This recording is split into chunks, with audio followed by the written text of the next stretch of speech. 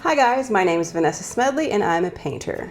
Today we are going to dive headfirst into the one tip that revolutionized my life as a painter forever, and that is color mixing. And I can hear some of you groaning now. But I have been reading a lot of comments on social media lately from beginners who don't understand color theory, they don't understand which colors are warm or cool, they don't understand why they need to know that kind of information, and they don't understand why their color mixers are coming out grungy and not bright colors like they want them to be. So we are going to briefly touch on the color wheel, and then we're going to dive right into mixing warm primaries with cool primaries and vice versa. So let's do this. Okay, so we are just going to talk for a second about your basic color wheel. I don't want to assume that anyone knows this because we all come from different backgrounds and may not have heard the same things. So forgive me if this is a little too basic for you, but this is a color wheel. Color wheels usually have a blue, a red, and a yellow, and those are the primary colors. Primary colors are colors that cannot be mixed by using other colors together. So they have the primary colors, and you use the primary colors to mix other colors. So if you mix a blue and a red together, you get violet or purple. You mix blue and yellow together and you get green. You mix yellow and red together and you get an orange. Those are the secondary colors because, you use primary and then secondary. Secondary is mixed by using primary colors. The other colors that are on here are tertiary colors. Tertiary colors are used by mixing a secondary color with a primary color. So you mix blue and green together, you get a blue-green. You mix green and yellow together, you mix yellow-green. You mix yellow and orange together, you get yellow-orange. You mix red and orange together, you get a red-orange. You mix red and violet together, you get red-violet. You mix violet and blue together and you get a blue-violet. So those are the tertiary colors. The other thing you need to know about a basic color wheel is the colors that are directly across from each other. We'll just use blue and orange for an example. You take blue and you go directly across the middle and you have orange. Those are called complementary colors.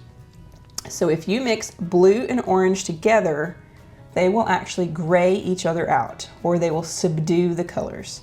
If you mix a little bit of orange into blue, it will subdue the blue. If you mix a little bit of blue into the orange, it will subdue the orange. So if you need a subdued color, mix the complementary color in. A lot of beginners, if they want to gray a color down, they will mix black in. And you can do that, but it makes a much duller color than if you just mix the complementary color in. All right, so the last thing you need to know about one of these basic color wheels is that there's basically a dividing line that will show you whether a color is cool or warm, and that is right here. So anything that has a red tinge to it is on the warm side, and anything that has a bluish tinge to it is on the cool side.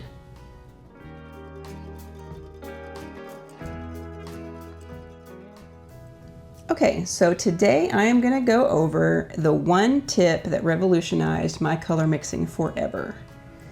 So when I was a kid, I started painting very early, and I would try to mix colors, and I would just grab, if I was going to mix a green, I would just grab whatever blue and whatever yellow that I had because I knew that those two colors made green.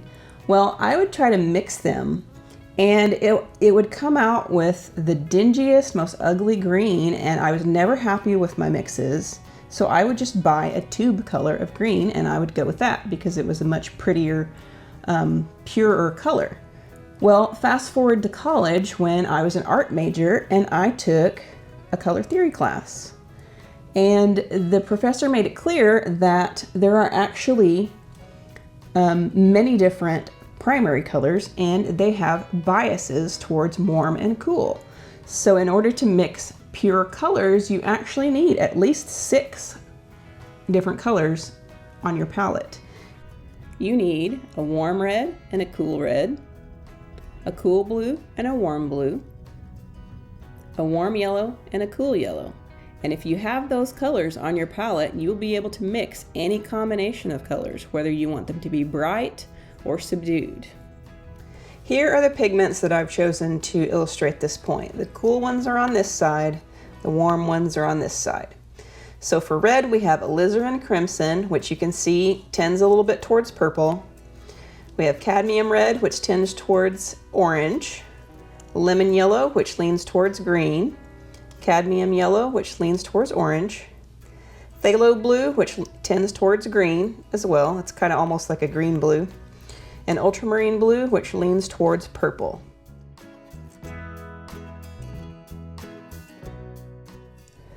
So we are going to mix a purple, and we are going to start out with a warm red and a cool blue. So I have Cadmium Red here, and I'm going to mix that right here. And then I'm going to add some Pthalo Blue, which is a cool blue, but it has yellow in it.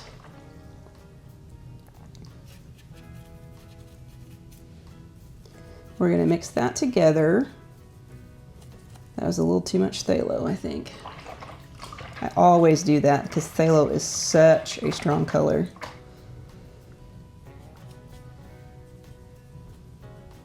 Okay, and so what we get, I wouldn't call that a purple at all. I would call that a gray. So let's put this gray in here. We'll put that right there, and that is definitely not what I would call a purple.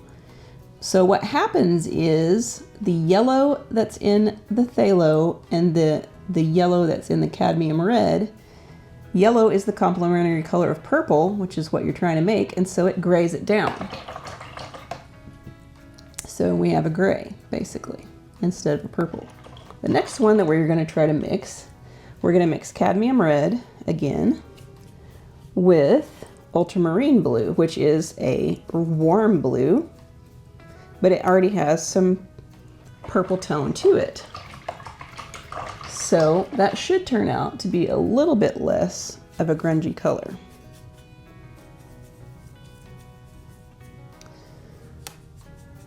Okay, so it's still grayed down, but we do have at least a little bit more of a purple.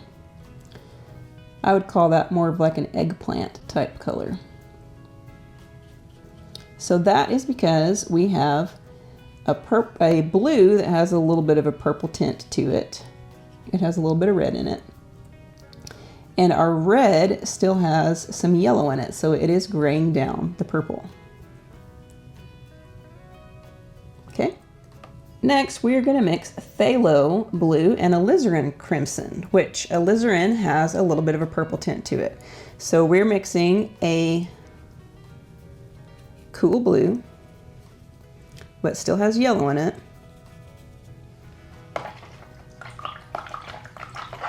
with a cool red, but it has some purple in it. So that'll give us a little bit more of a purple. That is a little too dark because of that phthalo yet again.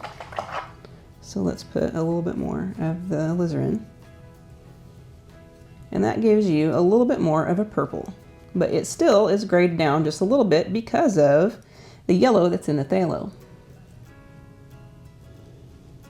Now it's getting more to like kind of a true eggplant color right there. All right, so next we are going to mix a warm blue, which has a little bit of red in it, with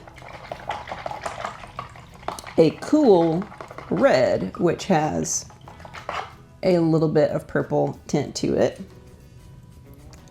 And that should give us the most clear purple, the most vibrant out of those colors, because both of them have red in them and both of them have purple in them.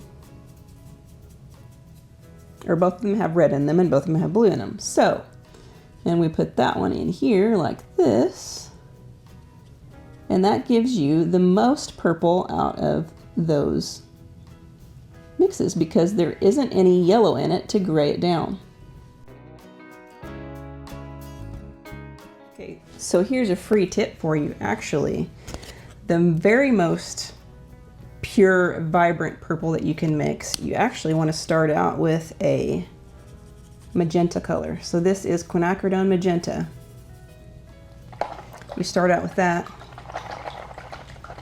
and you add a little bit of the Ultramarine Blue to it, and that gets you a very vibrant purple.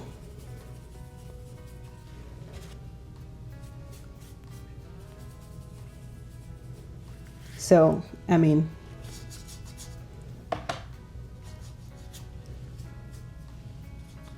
so that's just a free little tip for you. If you want an extremely vibrant purple, go with the Quinacridone Magenta and the Ultramarine Blue.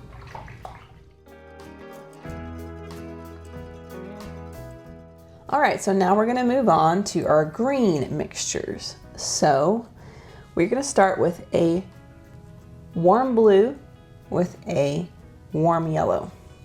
So here we have our warm yellow. This is Cadmium Yellow. And we're going to mix that with Ultramarine Blue, which is the warm blue. And we're going to try to mix a green out of that. And what comes out, except for a really grungy, kind of almost olive green there. That is because there's red in both of those colors, and red is the complementary color of green. So it's graying each other out. So we're going to put this one here as kind of a warm green, but it's also a very subdued kind of grayish green.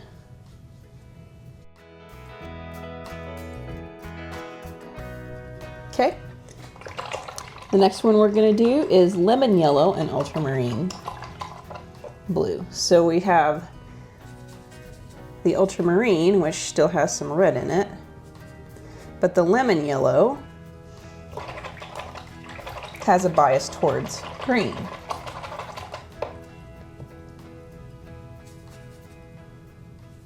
So it is a cool green. So it comes out a little bit more green, but it's still very gray. We'll put that one right here. The next one we're going to try is a Cadmium Yellow with Phthalo Blue. Let's just mix this in here.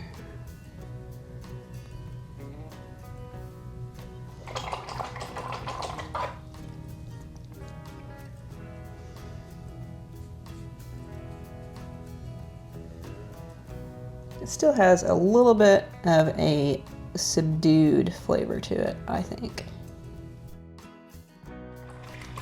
Okay, and so the last one should be the most vibrant out of these because we have a Lemon Yellow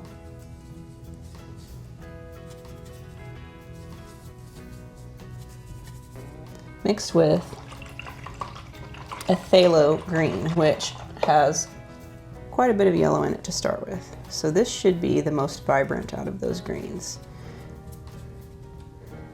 Basically the color you think of when you think of green. Kind of a nice emerald green. And we'll put that one right there. And that is because both of those colors have blue in them. Well, they both have blue and yellow, actually. So, there's the green.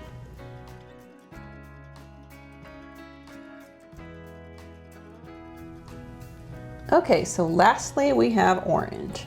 So we're going to start with Alizarin Crimson, which is a cool red. And we're going to pair that with Lemon Yellow, which is a cool yellow.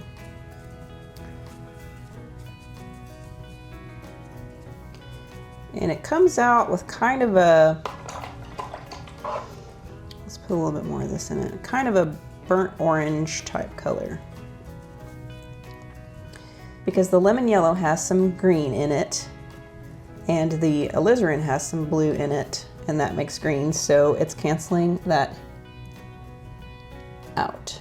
Because blue is the complementary of orange. So it's canceling those colors out and it's graying it down.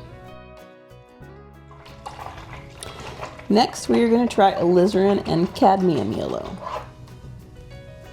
So we've got Alizarin here.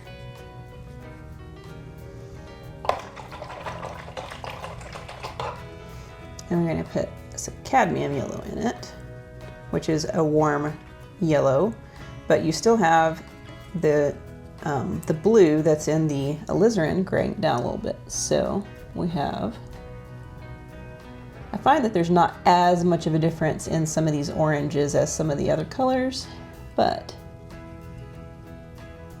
you still have just a little bit of a subdued orange here.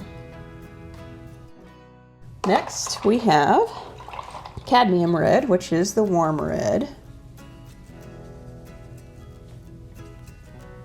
And we're going to mix that with Lemon Yellow, which is the cool yellow. So the lemon has still got some blue in it, or some green. So that comes up with a little bit more vibrant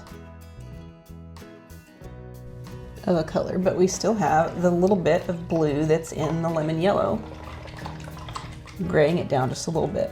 So what we have left is the Cadmium Yellow and the Cadmium Red, which even their names go together. So that should give us a clue. Just kidding, I don't know if that has anything to do with it.